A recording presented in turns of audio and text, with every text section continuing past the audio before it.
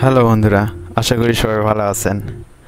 আজকে আফগানিস্তান অস্ট্রেলিয়াকে 21 রানে হারিয়ে দিয়ে যে তাদের উচ্ছ্বাস উদ্দীপনা এটা থাকাটাই স্বাভাবিক, কিন্তু এমনভাবে তারা উদযাপন করতেছে মনে হয় তারা সেমিফাইনালে উঠে গেছে।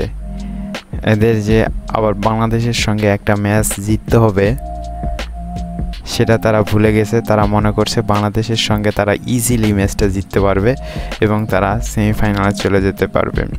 দেখুন, নবী থেকে রশিদ খান, গুলবাদিন সবাই এমন সাপোর্টিভ স্টাফ সবাই এমনভাবে উদযাপন করতেছে, কিন্তু মনে করছে তারা সেমিফাইনালে চলে গেছে।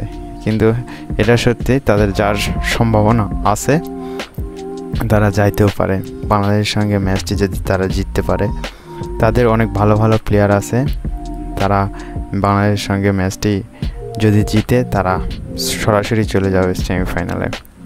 তো আমাদের বাংলাদেশের প্লেয়ারদেরকেও মাথায় রাখতে হবে, তাদের আফগানিস্তানকে হারানোর জন্য ভালো পরিকল্পনা, ভালো প্ল্যান, এর সাথে ভালো খেলতে হবে ব্যাটিং বোলিং দুই ডিপার্টমেন্টেই।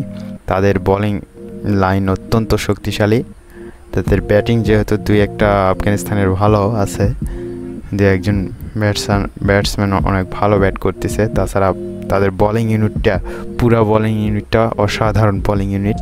সেই বোলিং ইউনিটের বিরুদ্ধে বাংলাদেশের ব্যাটসম্যানদেরকে ভালো করতে হবে, এটাই থাকবে বাংলাদেশের চ্যালেঞ্জ। তারা বাংলাদেশকেও বোলিং অ্যাটাক দিয়ে তারা কাবু করতে চাইবে।